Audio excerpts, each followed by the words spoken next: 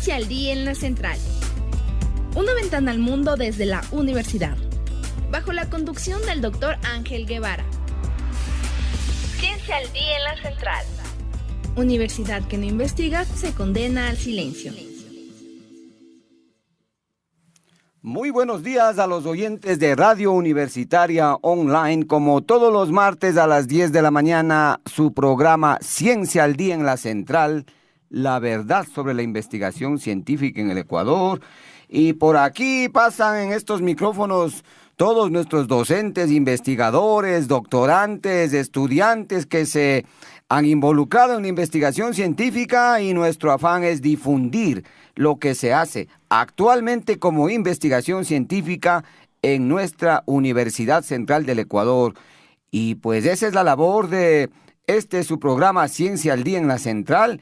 Y obviamente como nuestra universidad tiene tal diversidad de carreras, pues buscamos siempre de que tengamos diferentes temas, diferentes tópicos en esta emisión de Ciencia al Día en la Central. Y hoy, por ejemplo, tenemos un invitado especial.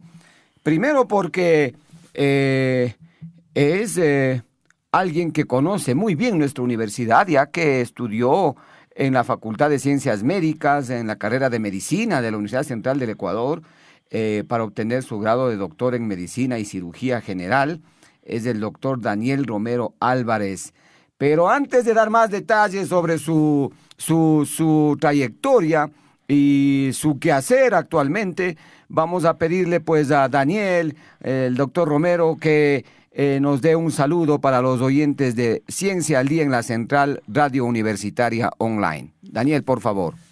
Muy buenos días con todos. Gracias, doctor Guevara, por la invitación. A mí me gustan mucho estas iniciativas de divulgación científica porque creo que son fundamentales para que la gente esté consciente de que se divulga ciencia y que especialmente se hace ciencia también en el país.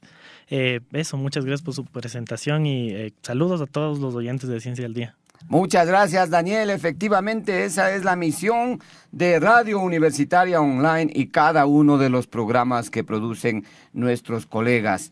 Y claro, vamos a retornar un poco sobre los antecedentes de por qué está acá Daniel Romero, porque él simplemente podía haberse graduado, como ya lo hizo, de médico, ¿no? Hacer su medicatura rural y poner un consultorio, enrolarse en un hospital o en público o privado y hacer su labor profesional. Pero vamos un poco más atrás. Daniel es quiteño, ¿verdad? Sí, Daniel es quiteño, orgullosamente dice quiteño, así como todos decimos orgullosamente de la ciudad que hemos nacido en nuestro Ecuador. ¿Y en qué colegio estudió Daniel acá en Quito? Me gradué del Colegio San Gabriel. Del Colegio San Gabriel, muy bien, del Colegio San Gabriel tenemos muchos estudiantes que han pasado del San Gabriel después específicamente en este caso a medicina y después ya son profesionales. Bueno, pero Daniel durante su formación, él tuvo ya experiencia en esto de la investigación científica porque estuvo involucrado en proyectos con lo que hoy se llama el Instituto de Biomedicina, que antes tenía el nombre de Centro de Biomedicina, y pues ahí estuvo trabajando, colaborando, siendo estudiante todavía, se dio tiempo para colaborar en diferentes proyectos que involucraban atención médica, diagnóstico, en enfermedades como la leishmaniasis, por ejemplo, también la paragonimiasis, la anfimeriasis, enfermedades que afectan en algunos casos a todo persona que pueda estar cerca y en otros casos a personas que tienen particulares hábitos de alimentación. También ya luego pues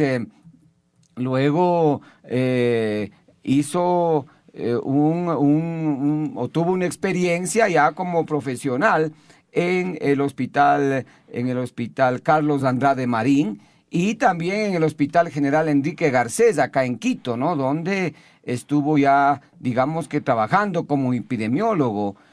Y bueno, y ahora pues encontramos que Daniel se encuentra realizando su doctorado en el Departamento de Ecología y Biología Evolutiva en la Universidad de Kansas, en Lawrence, Kansas, en los Estados Unidos. Entonces esto nos llama la atención, como Daniel, obviamente como he dicho ya, él tiene su experiencia en la investigación, aparte de lo que hemos mencionado, ha hecho también pasantías, entrenamientos cortos, por ejemplo en epidemiología geoespacial en el Departamento de Veterinaria en la Universidad de Minnesota, en Estados Unidos. También ha hecho pues talleres, seminarios de biología molecular con profesores japoneses, tanto acá en la Universidad Central como también en Tokio, en Japón, en el Departamento de Parasitología, en el Instituto Nacional de Enfermedades Infecciosas en Japón. Y obviamente esto le ha valido para tener por lo menos unas 15 publicaciones científicas, es decir que Daniel ya tiene una experiencia en la ciencia y por eso no nos asombra, pero sí quisiéramos escuchar directamente de las palabras de él cómo se da este involucramiento en el doctorado en ecología y biología evolutiva. Primero, pues, a ver, Daniel, ¿cómo fue esa transición? Porque, repito, ya de médico podía haber usted simplemente trabajado y listo. Por favor. Muchísimas gracias por la presentación.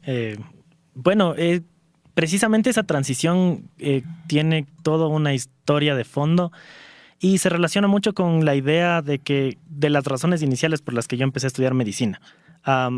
Cuando inicié la carrera tenía en mi mente trabajar en aspectos que me permitan entender la conciencia humana, así de profunda la situación. Un poco como filósofo, Daniel, y ahí en la medicina, o sea, ¿cómo fue? La cosa es que la idea era estudiar el cuerpo humano y toda la anatomía, la fisiología, todas las afectaciones que puedan cambiar el sistema para mirar cómo eso afecta al cerebro y ver cómo esa afectación del cerebro cambia las manifestaciones de comportamiento y de la conciencia de los seres humanos. Y todo estaba bien. Los primeros semestres en la Facultad de Medicina fueron muy, muy interesantes. Especialmente fisiología, que fue una de las mejores materias que recibí. Pero una vez que acabaron esas materias... Bueno, quizás la fisiología estaba ayudándola a entender esto que quería, sí, ¿no? Entonces, conocer el cuerpo humano en su detalle, no solo anatómico, sino funcional. Sí. Y entonces, pues, estaba contentísimo, digamos. Contentísimo. Y más, igual, otras materias que me tenían súper contento es biología molecular o inmunología, que permitían como que vislumbrar un poquito del verdadero funcionamiento del ser humano. Entonces todo estaba bien hasta que empezamos a mirar las clínicas y cuando empezamos a mirar las clínicas, lamentablemente la formación médica actual está enfocada en todo lo que es tratamiento y es verdad.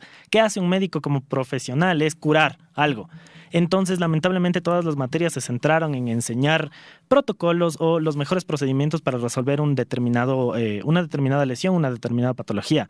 Y a mí me gustaba muchísimo entender la patología, pero no era tan afín de aprenderme los tratamientos de memoria, por ejemplo. Un poco como decir, aquí está un libro, el paciente tiene fiebre, habla la página 20 y ahí está todo lo que usted debe hacer cuando un paciente tiene fiebre. Entonces, si bien es cierto que es útil y todo lo demás, no era esa la intención que tenía Daniel como su formación misma. Claro, básicamente un gran ejemplo de lo que se puede ver es toda la patología que está involucrada en la fiebre de origen desconocido.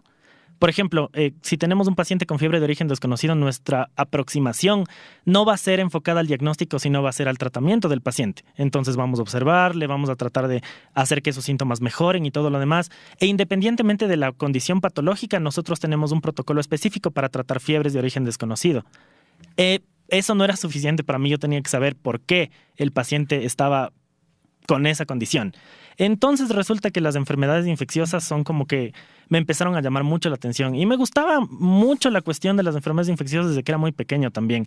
Me acuerdo que uno de los primeros proyectos que yo hice en la escuela cuando estaba en 6º grado se relacionaban con el ébola. Y estaba súper chiquito y no entendían muy bien qué pasaba. Claro, pero... el virus del ébola es algo reciente, ¿no? Entonces... quizás a esa época ni siquiera había una información suficiente, ni tampoco el conocimiento tan amplio para que usted lo pueda quizás pues aportar con algo muy grande, no sé. Sí, me acuerdo súper claro que era un proyecto de sexto grado. La monografía fue de 2 páginas, pero y me acuerdo que la mayor cantidad de información que conseguí en ese tiempo era de Encarta y era bien interesante, sin embargo, porque era una enfermedad muy, muy curiosa incluso para ese tiempo. Sí, eso. Y bueno, me empezaron a llamar la atención las enfermedades infecciosas y la posibilidad de entender el origen, de dónde salen esas enfermedades. Entonces, ya cuando estaba en las clínicas, es lo que me doy cuenta que seguir la carrera de medicina como tal no iba a permitirme entender cómo funciona la conciencia, que era mi objetivo inicial. Era inicialmente esa motivación que tenía, sí, ¿no? Y bueno, pues entonces... obviamente, pese a todo ello, había que culminar la carrera, había que cumplir con los currículums, pero usted en paralelo iba ya involucrándose en proyectos de investigación científica que desarrollaban nuestros docentes. ¿Y ahí tenía el tiempo suficiente o se daba modos para poder cumplir con esa tarea? Pues cuando estaba haciendo la carrera como tal, cuando era estudiante de la Facultad de Medicina, traté de involucrarme en proyectos de investigación científica, pero me costó un poco hacerlo de manera formal, es decir, unirme a un laboratorio. Lo que yo hacía relacionado directamente con cuestiones de ciencia y divulgación científica era participar en un grupo de divulgación científica que fundamos con unos amigos que se llamaba Quinto Pilar, que todavía existe y hace algunas actividades, pero en las que yo estoy ya como que me cuesta mucho formar parte por mis otros asuntos. Pero mis actividades relacionadas con ciencia estaban muy, muy en esa rama de lo que es la divulgación científica como tal y compartir investigaciones relacionadas con los descubrimientos más recientes en ese tiempo. Para yo empezar a involucrarme directamente con un laboratorio, como usted mencionó, el Centro de Biomedicina, que era antes el laboratorio de la Universidad Central, tuve que, una vez que ya me gradué completamente, estaba justo, yo me acuerdo muy claramente este momento en el que tenía que decidir si es que continuar con la carrera clínica como tal, como un médico, como lo que se espera, o mirar otras opciones. Y me acuerdo muy, muy claramente que uno de mis mejores amigos, que está estudiando su doctorado en la Universidad de Atlanta, en Emory, en Atlanta, él me dio un consejo muy importante para mí. Me dijo, bueno, tú ya tienes cierto nivel de experiencia como médico. Has pasado todos estos años, has rotado por todos estos hospitales, has hecho el internado en tal lugar. Me dijo, si es que realmente te interesa esta cuestión de la ciencia, ¿por qué no te involucras con un laboratorio? Y ves qué tal va esa experiencia. Y si es que realmente te gusta toda la cuestión de estar metido en lo que es el ejercicio científico, pues puedes mirar si es que cambias o si es que sigues y te vas a poner una clínica o lo que sea. Entonces, pues seguí su consejo, apliqué a diversos laboratorios y terminé trabajando en el Centro de Biomedicina de la Universidad Central y trabajé ahí por 3 años al final. Bien, entonces, pues eso ya fue algo que le permitió mirar más de cerca cómo se desarrolla la investigación. En realidad, pues, biomedicina tiene proyectos en los cuales en su gran parte se involucra obviamente a personas con patologías, ¿no? Pero luego ya es un trabajo más cerrado en el laboratorio en cuanto a los análisis, en cuanto a revisiones bibliográficas y obviamente, como le han aconsejado, hay que pasarlo para saber si eso en realidad le gusta o no le gusta a uno, porque mucha gente, muchos colegas, muchos profesionales pueden decir, yo soy médico y listo, pues yo si necesito saber algo más, ahí están los protocolos, los reviso y los aplico, ¿no? Entonces, ¿cómo fue su reacción al ver que para conocer un tema o para solucionar algún problema del proyecto había que ponerse a revisar literatura, no solamente reciente, sino del pasado, y muchas de ellas, o la gran mayoría, son informaciones en inglés? Entonces usted tenía también ya una formación suficiente en el inglés como para poder entender. Pues con eso 2 cosas. El laboratorio en el que al final yo tuve algunas opciones para trabajar y decidí ir al laboratorio del Centro de Biomedicina porque tenía una aproximación que involucraba tanto trabajo de laboratorio como trabajo de campo. El Centro de Biomedicina hacía mucha investigación parasitológica y resulta que la parasitología a pesar de que nunca se la ve de esta forma y nunca se la menciona, es la mejor puerta para comprender la ecología de las enfermedades infecciosas. De ese tema vamos a hablar más luego. Okay. Vamos a hablar más luego, pero, Daniel, porque es interesante y claro, lo que usted nos indica rápidamente es cierto. Alguien le dicen, tienes parásitos, qué bueno, le damos un antiparasitario y se acabó, ¿no? Pero no nos preocupamos de ese entorno, que vamos a hablar más luego de eso. Pero mi inquietud era, ¿le empezó gustando a usted esto de estar parte en el campo y parte en el laboratorio, donde, repito, pues, revisar muestras, revisar bibliografía? Lo chévere de esta aproximación en la que se incluye tanto el trabajo de campo como el trabajo de laboratorio es que uno permite comprender de una manera holística lo que está ocurriendo. Si es que uno se va directamente al laboratorio, va a perder terriblemente. Bueno, yo considero que las posibilidades de perder la perspectiva de lo que realmente ocurre son muy amplias, porque si es que uno va a hacer biología molecular pura, no tiene que salir al campo jamás y no solo trabajar con muestras. Y eso es básicamente, tal como usted mencionó, estar encerrado en el laboratorio, cambiando pipetas, organizando reactivos, haciendo experimentos, tomando fotos. Y es básicamente también administrar protocolos. En el caso de combinar tanto campo como laboratorio, cuando uno tiene que hacer un diseño experimental como tal, yo descubrí que era extremadamente placentero y genial estar haciendo la revisión de quiénes se involucraron con esto por primera vez en el pasado, cómo diseñaron los experimentos, cómo puedo mejorar los experimentos y ese tipo de cosas.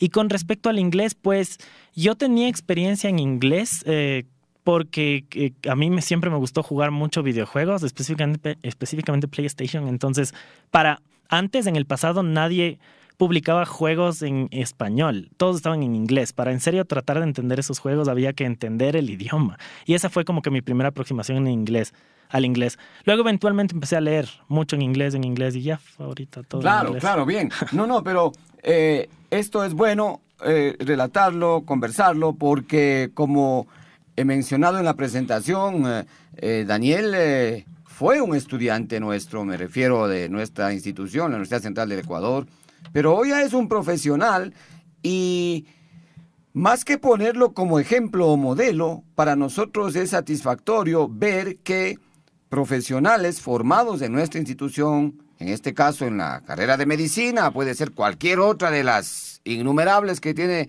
la Universidad Central del Ecuador, pueden y son capaces de llegar más lejos o inclusive mucho más lejos que los mismos docentes que a veces estamos acá como una fuente de inspiración, entre comillas. Entonces, en ese sentido, mis preguntas van enfocadas a eso. Cómo Daniel, que un estudiante nuestro, ha ido poco a poco pues avanzando. Y claro, una vez que se involucra en este laboratorio, ya sin la presión de las clases, de los exámenes y todo lo que implica el área académica, pues usted ya pudo también hacer pasantías, ¿no? Estuvo en Japón. Obviamente me imagino que en Japón todo se pasó en inglés también, ¿no? Claro, sí. Pero esas experiencias, lo mismo en otros países, esas experiencias le sirvieron a usted para reforzar esta motivación o esta ilusión de ser científico o qué pasó? ¿Cómo fue esas experiencias en el exterior? Pues el ejercicio de la ciencia implica tratar de encontrar pedacitos de la verdad que están ocultos en la naturaleza, de una manera súper simplista. Y si es que se quiere ampliar eso un poquito más, es básicamente encontrar patrones en la naturaleza y tratar de categorizarlos. Todas las experiencias que yo he tenido tanto en el Ecuador como en el extranjero me han permitido como que refinar este concepto a las frases súper cortas que dije anteriormente. Y es importante porque en realidad, si bien la ciencia y los científicos y acercarse a esta situación es como acercarse a cualquier otra profesión, para mí es también una tradición histórica esto de la ciencia, porque tiene muchísimos años existiendo y cada una de estas experiencias me han permitido como que aceptar mejor esta idea de por qué hay que acercarnos a la verdad, por qué hay que tratar de encontrar la respuesta a cómo funcionan diferentes procesos. O sea, eso siempre me ha parecido lo más interesante de todo. Y otra cosa que quería mencionar es que sí, algo que es fundamental y que me gustaría enviar el mensaje a toda la gente que escuche es que si bien la ciencia puede parecer al principio difícil de entender o que implique mucho esfuerzo, es una de las carreras que más réditos personales permite conocer muchos aspectos del mundo, no solo en el tema que uno está estudiando, sino temas internacionales, temas de preocupación global. Y eso es también muchas veces independiente de la universidad en la que uno se termine formando. Creo que todos los jóvenes, toda la gente tiene mucha capacidad para explotarse a sí mismo, porque al final, por ejemplo, con el inglés que usted mencionó, una de las razones por las que sé algo de inglés es porque a mí me ha importado hacerlo. Entonces, si uno encuentra una motivación, puede perseguir sus sueños bajo cualquier contexto. Uh-huh. Excelente, excelente, Daniel. En todo caso, pues, estos entrenamientos relacionados a la ciencia, obviamente, como usted lo ha mencionado, permiten tener otra visión del mundo, ¿no? Uh-huh. Y en eso la persona ya va en su mente a hacer un switch de lo que pasa en Ecuador, lo que pasa en otras partes, y todo eso le va a servir para mejorar. Pero bien, luego de estos digamos, entrenamientos, luego de estas pasantías, usted se involucró también ya en el sector público, en uno de los hospitales importantes de acá de Quito, en el Hospital Enrique Garcés, que está en el sur, y estaba como epidemiólogo. Ya esa labor un poco más de oficina, si se quiere, salvo de que haya tenido pues acceso a estar mirando los pacientes en el mismo hospital o quizás fuera de él. Pero yo personalmente le veo un poco como un cambio diferente a lo que estaba haciendo y luego acá. ¿Cómo fue esa reacción suya de estar, no sé, en mi punto de vista, un poquito más limitado a solamente el hospital y no tener esa opción de combinar el trabajo de campo y de laboratorio o de oficina? Pues algo que es súper interesante de mi experiencia trabajando como epidemiólogo en el Hospital del Sur, en el Hospital Enrique Garcés, es que ahí experimenté lo que en ciencia se denomina también un cambio de escala. Entonces, en ciencia uno puede aproximarse a un determinado problema en muchas escalas. Por ejemplo, si uno está viendo una patología, uno puede ver cómo las células se afectan. Esa es una escala. Luego puede ir más arriba y ver cómo el órgano se afecta. Y luego puede ver cómo todo el cuerpo se afecta. Y luego ver cuáles son las causas para que esa persona esté afectada, que sería una escala social de la enfermedad. Y luego puede subir otro nivel y ver más arriba todavía y ver cuáles son las causas ambientales que determinan que esa persona se afecta. Entonces es un problema de escalas. De acuerdo, Daniel, pero lo que usualmente un epidemiólogo hace en nuestras instituciones es no evaluar esos niveles, esas escalas, sino que entrar a una base de datos, buscar todos los casos de X, Y, Z, enfermedad, y casi como que se restringe allá. En otras palabras, el trabajo del epidemiólogo un poquito como que se limita y debería, quizás en teoría es más amplio, ¿no? Pero quizás en la práctica acá en el país como que lo están restringiendo, porque todo eso que usted nos relata servirá justamente para tomar medidas que las autoridades sanitarias las deben tomar en cuenta para modificar o mejorar si algo está fallando. Entonces, por eso era mi inquietud. Usted como epidemiólogo en un hospital público en la ciudad, ¿tuvo esa oportunidad de evaluar todo o solamente estaba restringido un poco? Pues ahí... Y retomando la cuestión de las escalas, uno va a la escala hospitalaria y uno puede trabajar en el Hospital del Sur. Yo podía, claro, como usted menciona, trabajar en el escritorio solo analizando datos o tratar de montar sistemas que mejoren la cuestión de recopilación de datos epidemiológicos in situ, que sería en este caso en el hospital. Para mí, de repente, el hospital se transformó en el universo completo y trabajaba en dos escalas, el hospital completo y el escritorio. Entonces trataba de combinar ambos, lo que me permitía no alejarme completamente de lo que se denomina trabajo de campo, porque básicamente en el hospital mi trabajo de campo era ir a mirar cómo se estaban aplicando las medidas de aislamiento de contacto o las medidas de aislamiento respiratorio o lo que más me parecía interesante era mirar cómo una determinada infección bacteriana podía diseminarse en un piso del hospital. Entonces, básicamente era trabajo de campo, pero a nivel hospitalario. Y con la cuestión de la visión global, pues como epidemiólogo tuve acceso a mirar varias cosas que funcionan globalmente en el Ecuador. Por ejemplo, cuando estábamos en la epidemia de Zika, el Ministerio de Salud Pública organizó unas conferencias, unos talleres para que nosotros podamos, como epidemiólogos, yo en el Hospital del Sur y los otros epidemiólogos de la Coordinación Zonal 9, reunirnos y que nos den la información de cómo está la situación epidemiológica de Zika actual y cómo está la situación epidemiológica en la Coordinación Zonal 9 y en el resto del Ecuador. Ahora, lo que yo vi que era un poco complicado de resolver y que es algo que estoy tratando de resolver actualmente era que la información a la que tenemos acceso a partir de los sistemas de vigilancia de salud pública tradicionales se demora Es decir, ahí disculpe la interrupción, Daniel.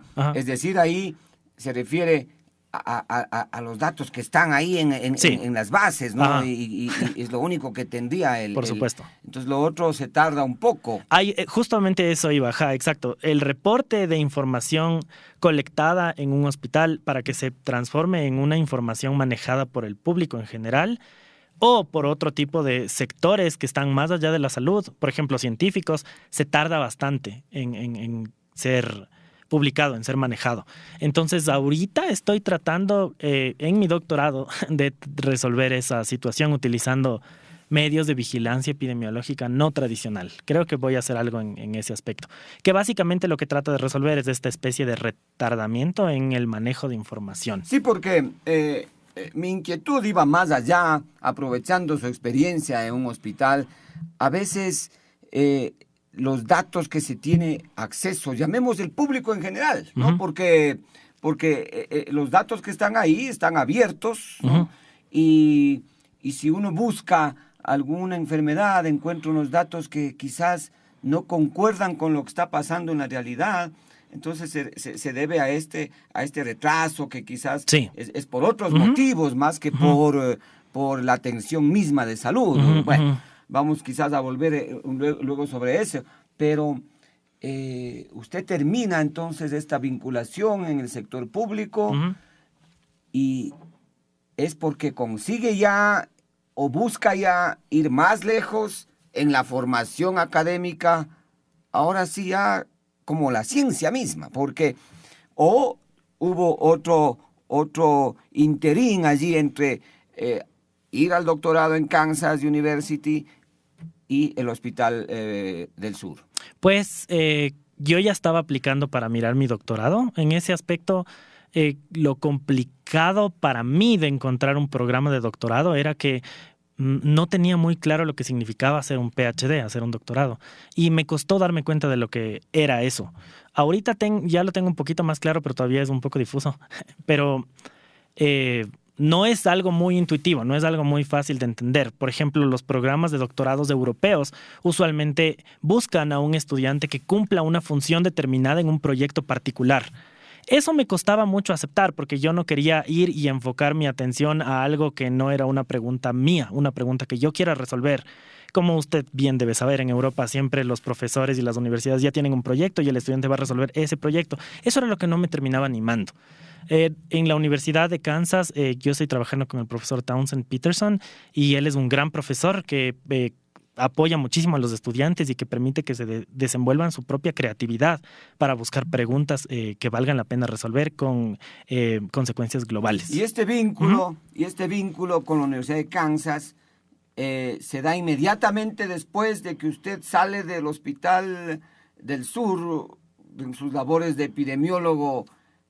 Lo voy a insistir, epidemiólogo clásico. Porque, perfecto, epidemiólogo clásico. Porque prácticamente así ocurre acá y aunque usted lo quiera ver como que sí, estaba en el hospital y me movía a un piso, al otro piso, a la emergencia, a un servicio, que sí, le habrá hecho más llevadera la estancia allí nomás, pero de ahí el epidemiólogo clásico está en su computador sentado en una oficina. Entonces, esta vinculación con la Universidad de Kansas se da, ¿cómo? Pues yo ya trabajaba con mi profesor, con el profesor Peterson y con algunos de sus colaboradores como que 1 año y medio antes de que yo ya vaya a la universidad. De hecho, tuve la oportunidad de ya publicar un artículo científico con mi actual profesor antes de ir a la Universidad de Kansas. Y ese artículo fue un artículo bastante bonito porque lo que exploraba es un concepto denominado fatiga de vigilancia. Y fue genial tener la oportunidad de trabajar como un epidemiólogo clásico para poder mostrar que los patrones clásicos de epidemiología se quedan muy atrás cuando toca describir epidemias, por ejemplo, o cuando una enfermedad o una bacteria empieza a distribuirse por un montón de personas. La epidemiología clásica, si bien hace un esfuerzo genial tratando de llevar la situación, se queda corta. No puede actuar a la rapidez que actúan las epidemias o los brotes. Entonces, digamos que sí, trabajaba en el escritorio en el Hospital del Sur, pero también trataba de implementar nuevas cosas. Entonces, sí. Eso. Bien, y esta vinculación a la Universidad de Kansas con el profesor Peterson se da por medio de una beca, por medio de no sé, algún tipo de financiamiento. ¿Cómo fue esa vinculación? Pues la Universidad de Kansas ofrece a sus estudiantes de doctorado una beca si es que ellos entran al programa. Esta beca cubre 5 años de estudio allá en la universidad mientras el estudiante ejerce labores de profesor, en este caso de asistente de profesor. Uh-huh. En la Universidad de Kansas yo soy asistente de profesor en el laboratorio de anatomía humana.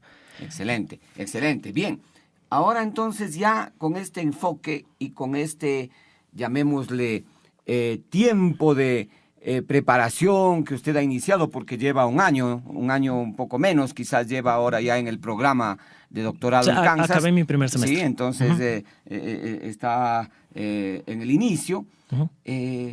Digamos que usted se enfoca a un tema un poco más distinto y empezamos a hablar ya de una mezcla, de una combinación de la ecología, la medicina, la ecología, la salud.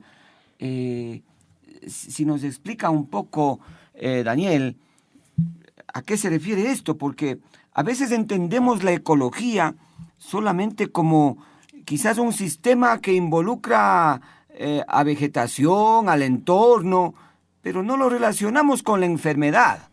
Y habrá mucho que decir sobre eso, ¿no? Entonces, ¿cómo es esta interacción o qué es lo que estudian ahora? Sí, bueno, antes de proseguir con esa respuesta, quería como que recalcar una última cosa. Una de las razones por las que yo fui a este programa de la Universidad de Kansas es específicamente para trabajar con el profesor Townsend Peterson. Él ha trabajado aproximadamente 20 años aplicando un montón de aproximaciones de la ecología, pero para estudiar las enfermedades infecciosas. Y el mensaje que quería mencionar es que cuando uno está buscando una escuela para hacer su doctorado, tiene 3 opciones. Puede buscar una universidad como tal, digamos, yo voy a la Universidad de Harvard porque es Harvard y es la mejor universidad. Uno puede buscar un programa, por ejemplo, quiero irme al programa de la Universidad de Penn State porque es un programa súper interesante. O uno puede buscar a un profesor en particular. Yo tuve la gran suerte de poder buscar a un profesor como tal y que justo este profesor esté en una universidad que ofrece una beca de este tipo, ya que yo directamente quise estudiar con el profesor Townsend Peterson y creo que esta es la mejor oportunidad porque permite ya desde antes de estar aplicando uno enfocarse en qué le gustaría hacer, porque creo que es muy importante la motivación para culminar el programa de doctorado y eso. Excelente. Todo esto eso, de acuerdo. Todo esto pregunta. De acuerdo porque en verdad cuando uno ya ha hecho una trayectoria, ¿no? Pues uno va o busca ubicarse donde esa trayectoria se enriquezca y le permita seguir avanzando, ¿no? Uh-huh. Siempre a veces quizás es diferente cuando alguien apenas se gradúa y no ha tenido ninguna experiencia. Entonces, sí, quizás ansía o sueña de que yo voy a la mejor universidad del mundo y no importa que me encuentre allá, ¿no? Uh-huh. Entonces, es muy buena su reflexión porque a veces en nuestro país ocurre eso, ¿no? Que uno oye los nombres de universidades famosas y con un decreto se piensa que ya se arregla todo, y la verdad no es esa, ¿no? Claro. La verdad es más bien que un estudiante, no importa el nivel, tenga una motivación previa, lo cual ayudará en su formación. Pero volvamos a este asunto de ecología. Ecología, repito, pues, la ecología y la medicina. Un poco así es el tema global suyo en el doctorado, y también un poco de eso es lo que usted ha estado trabajando, ¿no? Cuando nos habla de la epidemia X, Y, Z, y cómo se difunde, cómo se dispersa. Ahí quizás en un hospital es más fácil, porque un hospital es un ambiente cerrado. Más o menos. Entonces, podríamos, obviamente, me refiero más fácil a dispersión. Entender cómo también va a ser más difícil. Ajá. Pero, Sí. ya en el global, Bueno, ¿qué significa esto de la medicina y la ecología, o la ecología y salud? No sé cómo... Pues algo que es muy interesante es que a nosotros como médicos no nos forman pensando desde una perspectiva ecológica. Y como le mencioné anteriormente, la parasitología como materia es una de las más interesantes porque abre las puertas más allá de lo que significa el paciente.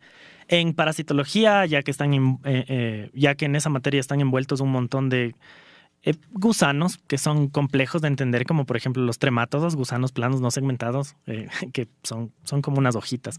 Estos, para entender de dónde vienen estos gusanos, uno tiene que entender su ciclo vital, y su ciclo vital incluye que los huevos de este gusano están primero en el agua, luego estos huevos se van a un caracol, luego del caracol se van a un cangrejo, luego una persona come este cangrejo, y esto llega últimamente a causar una enfermedad. Pero bueno, Daniel, eso, digamos que eso se estudia en la formación de grado, ¿no? El problema va a radicar en que luego eso se olvida quizás. Se olvida entre paréntesis, porque el médico se enfrenta a un paciente que tiene esa patología, y como hemos dicho ya, la formación nuestra hace que el médico solamente se centre en darle un tratamiento y que vea si es o no eficaz. Pero entonces, ahí nos estamos olvidando todo esto que usted menciona. Claro, y ahí es precisamente donde funciona lo que es la ecología de la enfermedad. La razón por la que existe este ciclo vital de este gusano en particular es porque han habido presiones evolutivas que han permitido que un gusano se establezca de esta manera en el medio ambiente. Entonces, independientemente de que hayan casos de seres humanos, van a haber mamíferos u otros animales que se terminen comiendo este cangrejo y terminen infectándose con este parásito, porque el parásito, en este caso este gusano, cumple un rol en el ecosistema, cumple un rol en ese lugar, en un sitio donde hayan ríos, caracoles, cangrejos y mamíferos. Entonces, lo que yo trato de estudiar y lo que tratamos de estudiar en mi programa es ver cuál es el rol que cumplen estos parásitos en el ecosistema y ver bajo qué condiciones estos parásitos empiezan a causar que pacientes terminan afectados y por ende casos positivos. Otra vez yo estoy de acuerdo con lo que nos menciona, pero cuando hablamos de un parásito y que afecta a humanos, recuerde que nosotros tenemos una audiencia que no es solamente de médicos, ni estudiantes de medicina, ni ciencias de la salud, sino que es una audiencia de todas las carreras que existen en nuestra universidad, y todos los oyentes, ¿no? Que valga la oportunidad debido a las ondas del internet, pues nosotros llegamos a todo el mundo, y eso hay datos que soportan. Nuestra directora de la radio, ella sabe, los datos de esta emisora llega a todo el mundo y tiene oyentes en todo el mundo. Pero a lo que me refiero es, cuando alguien que no tiene mucho conocimiento de la medicina dice, bueno, ¿qué rol puede jugar un parásito que afecta, que nos causa enfermedad? ¿Qué rol puede jugar en la naturaleza? Mejor que no juegue ningún rol y mejor que lo eliminemos. Entonces, ¿cuál es ahí desde el trabajo que ustedes hacen? ¿Cuál es la respuesta o cuál es el enfoque? Pues hay un montón de formas en las que se puede responder eso, pero como usted bien menciona, y perdón si es que estaba como que siendo muy exacto, perdón si es que estaba siendo muy técnico. Podemos hablar de la rabia como un caso de estudio súper claro para ver cómo se involucra todo el universo de la ecología con la cuestión médica y con lo demás. Cuando hablamos de la rabia, ya el microbio ya no es un parásito, es un virus. Exacto. No, y yo estaba utilizando el ejemplo de los parásitos. Correcto. Pero vamos ahora entonces con este ejemplo de la rabia, que para ahí sí todo el mundo es familiar y Sí. lo asociamos a los perros Sí. y de pronto una supuesto. mordedura de un perro rabioso. A ver, Ajá. entonces vamos ahí, Daniel. Entonces, la ecología de las enfermedades infecciosas lo que trata de mirar es cuál es el rol que cumplen todos los patógenos, no necesariamente los gusanos, sino también los virus, las bacterias, los hongos, todos los patógenos en diferentes ecosistemas. La rabia es un virus que, como usted bien mencionó, era muy famosa antiguamente y de hecho, por ser muy famosa antiguamente es lo que actualmente no se le para tanta bola. Y eso es de cierta manera preocupante porque todavía hay casos de rabia que se producen cuando un perro muerde a una persona, pero nosotros tenemos la idea de que ya no existen. Ajá. Y lo malo de la perspectiva de que ya no existen es que los programas de vigilancia epidemiológica se relajan y se empiezan a perder cosas. Recién se reportaron unos casos de rabia en Bolivia y otros casos de rabia. Bueno, hubo un caso muy interesante de rabia en República Dominicana. Pero bueno, el asunto, ¿qué hace? Ajá. ¿Y eso es la fatiga de la vigilancia o no? La fatiga de vigilancia que nosotros proponemos como un término es específicamente el momento en el que una epidemia es demasiado difícil de seguir con la epidemiología clásica, que uno se cansa de reportar los casos. Entonces uno dice que, por ejemplo, lo que pasó en el 2014 con la epidemia de ébola, en Sierra Leona empezaron a enviar reportes de que la enfermedad, en que ya habían menos casos. Y no es que habían menos casos, sino que habían tantos casos que ya no los estaban reportando. Porque a la final, bajo la epidemiología clásica, hay que llenar 1.000.000 de formularios para reportar un caso. Si es que hay millones de casos, uno simplemente ya no va a llenar los formularios. Entonces, cuando uno ve las curvas epidemiológicas de epidemias explosivas como el ébola, uno no ve una curva que sigue hacia arriba, uno ve una curva que se horizontaliza. Entonces, como que dicen que ya no hay casos, pero en realidad sí hay casos, pero ya se fatigaron. Y en el otro caso, por ejemplo, de la rabia, que ya nos olvidamos un poco y aparecen nuevos casos. Exacto. Ahí ¿qué es en ese caso lo que está ocurriendo es que nos relajamos como un sistema de salud pública y decimos, ok, ya no hay muchos casos, entonces dejamos de buscarlos, dejamos de reportarlos. Y eso es algo que se ve muy fuertemente en las enfermedades parasitarias. En Chagas, como usted debe saber, nadie dice muchas cosas de Chagas, cuando en realidad es una enfermedad que tiene muchísima relevancia en nuestro país todavía, pero nadie lo reporta. Y eso es es consecuencia de haber relajado el sistema de salud pública. Bueno, eso. Y regresando a la cuestión de la rabia como un ejemplo de ver cuál es el rol de los patógenos en los medios ambientes, es que este es un virus y vive naturalmente en los murciélagos. Es decir, el virus de la rabia es un organismo como tal y vive dentro de los murciélagos. Y su rol es controlar las poblaciones de murciélagos, como pueden ver en un montón de documentales o en una búsqueda súper rápida en Google. Es decir, ahí yo voy entendiendo ya y poniéndome en el plano de nuestros oyentes. Es decir, el virus de la rabia es bueno que no se lo pase al humano, por ende a los perros tampoco, o viceversa, ¿no? Que no esté allí. Pero el virus de la rabia es importante para que controle a los murciélagos. Exacto. El virus de la rabia como tal controla las poblaciones de murciélagos. Ok. Entonces... Y así ocurrirá con todos otros microbios, digamos. Por supuesto. Por ejemplo, el cólera es igual una enfermedad que nosotros tenemos una visión... El cólera es una bacteria y nosotros tenemos una visión muy clara de dónde se originó y qué pasó con ella. Y el cólera cumple una función particular en los ecosistemas de camarones. Entonces, el cólera tiene su rol en los ecosistemas de camarones. Les ayuda a hacer algo en particular, no recuerdo qué. Pero una vez que, digamos, se alteran los ecosistemas y el cólera puede alcanzar a los seres humanos, el cólera en varias generaciones sufre ciertas mutaciones que le transforman en un patógeno como tal y causa enfermedad. Pero a priori, Vibrio, que es el género de cólera, no es patológico, está en el ecosistema, cumple su rol en las comunidades de camarones. Y uno puede ver esto, recién hace una semana se publicó un artículo creo que en Nature, en una revista muy fuerte en la que vieron, en el 2003 hubo una epidemia muy fuerte de un virus llamada SARS. Usted sí se debe acordar, pero para todos los oyentes... Que causa la infección respiratoria. El SARS causó una epidemia de una infección respiratoria muy fuerte y se apareció en China y se distribuyó por muchas partes del mundo. Y hace 2 semanas se publicó un artículo en el que vieron que todos los componentes que permiten que el virus del SARS aparezca pudieron ser encontrados en una cueva en China, en murciélagos. Entonces el SARS, que es un coronavirus, cumple su rol como tal en las comunidades de murciélagos en China. Y cuando hay determinados eventos, estos virus saltan.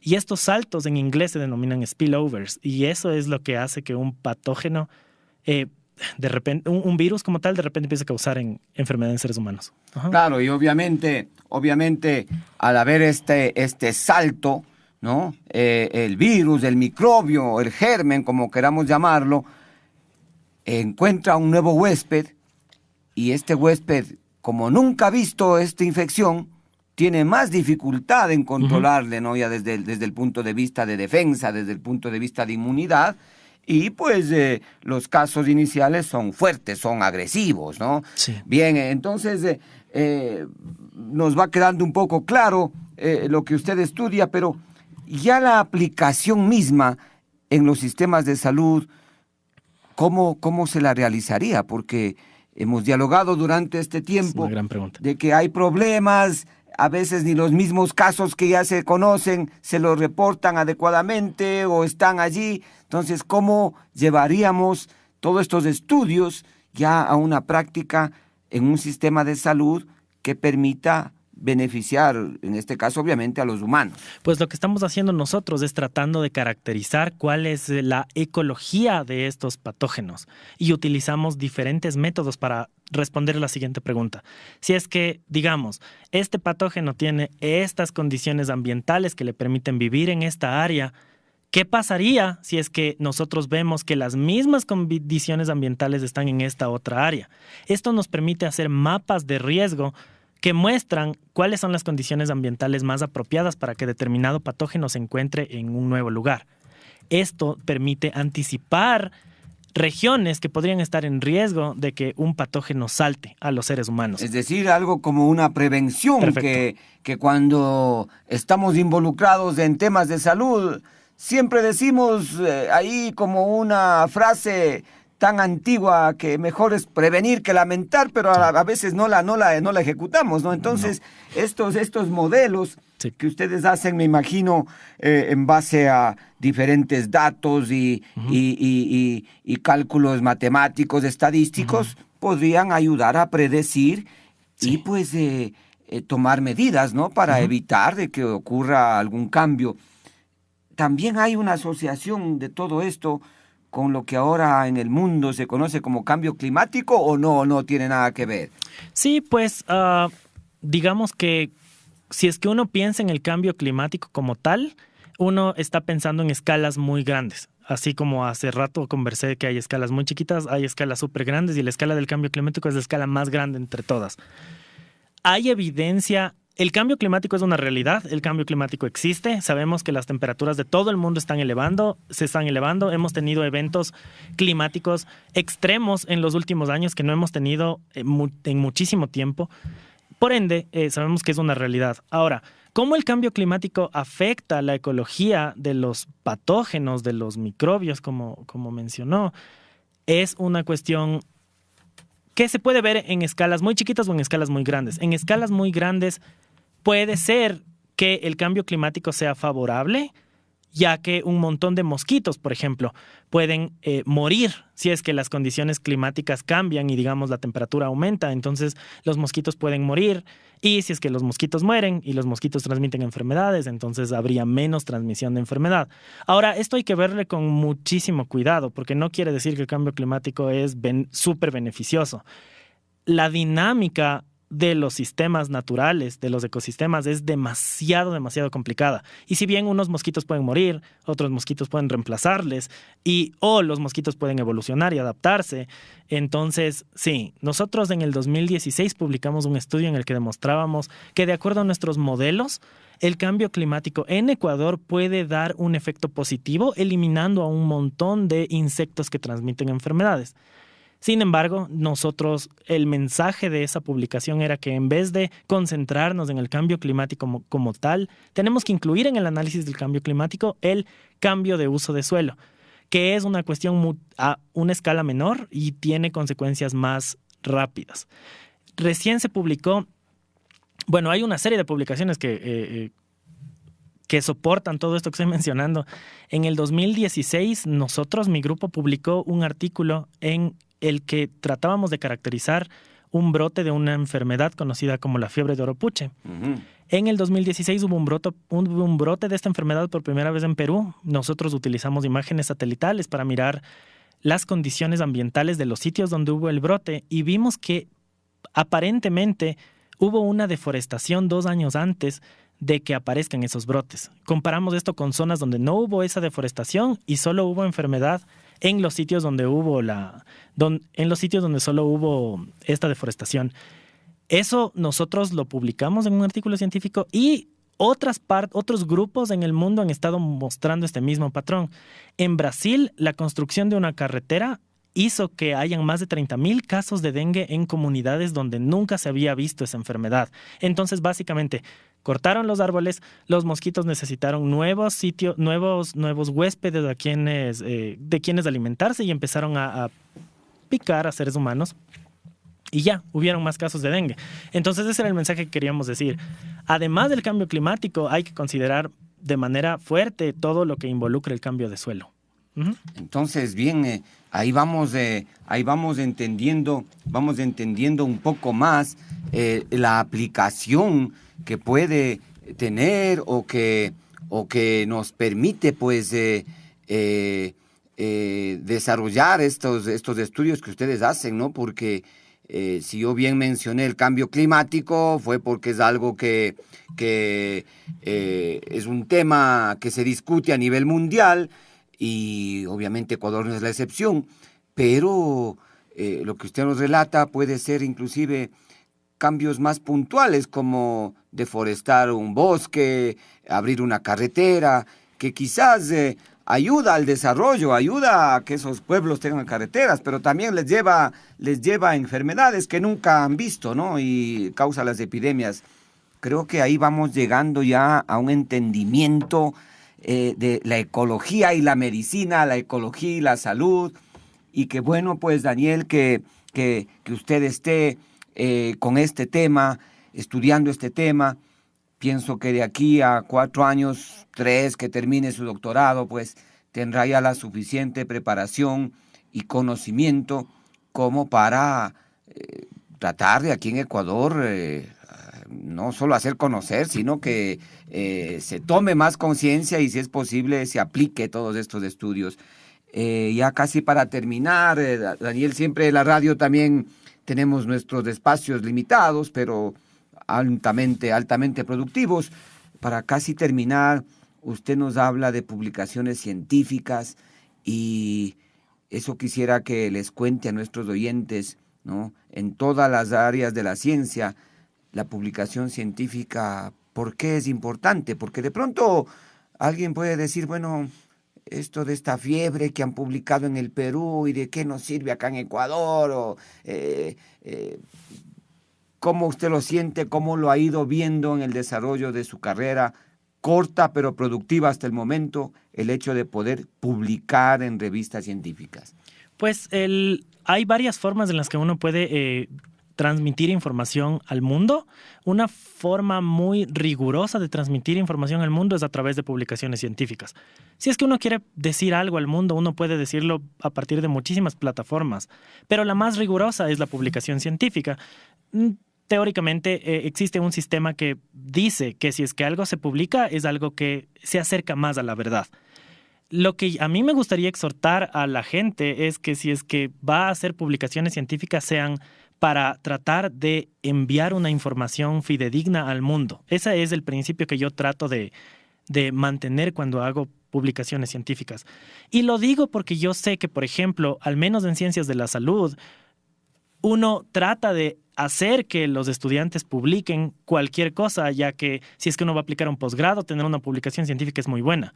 Y yo he visto cómo la gente pierde completamente la perspectiva de lo que significa una publicación científica, que es enviar un mensaje verdadero al mundo, por tener cualquier cosa publicada para que mejore su aplicación al posgrado. Ese no es para nada el punto de una publicación y espero que si es que uno va a lanzarse a hacer una publicación, la idea verdadera sea tratar de enviar un mensaje riguroso al conocimiento del mundo. Eso. Bien, Daniel, muchas gracias. Vamos terminando este programa. Hemos revisado su trayectoria, hemos revisado pues sus actividades actuales y repito, nos satisface que estudiantes, ahora ya profesionales formados acá en nuestra universidad, estén en sitios de alto impacto en cuanto a la educación, en este caso usted en la Universidad de Kansas, y las palabras finales, su despedida para los oyentes de Radio Universitaria Online. Muchísimas gracias, doctor Guevara, por esta entrevista y por esta oportunidad. Súper contento de conversar con usted. Y bueno, el mensaje final es que la ciencia es un camino que da muchísimos beneficios, es demasiado interesante, y si es que alguien quiere empezar en esta carrera o tiene algunas dudas, pues siéntanse voy a estar muy abierto si alguien quiere responder preguntas o cualquier cosa. Yo tengo una página web que es www.romerostories.com. Y uno la puede encontrar súper fácil en Google poniendo Daniel Romero Álvarez, página web o algo así.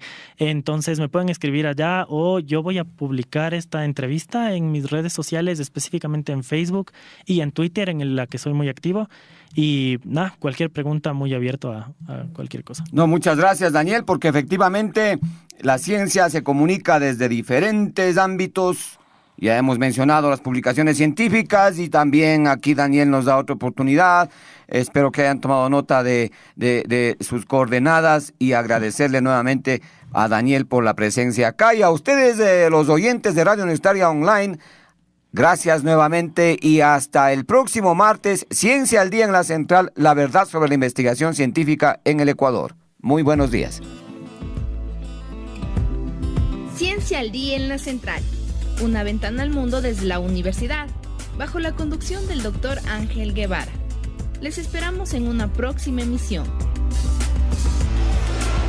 Universidad que no investiga se condena al silencio. Una producción de Radio Universitaria Online de la Universidad Central del Ecuador.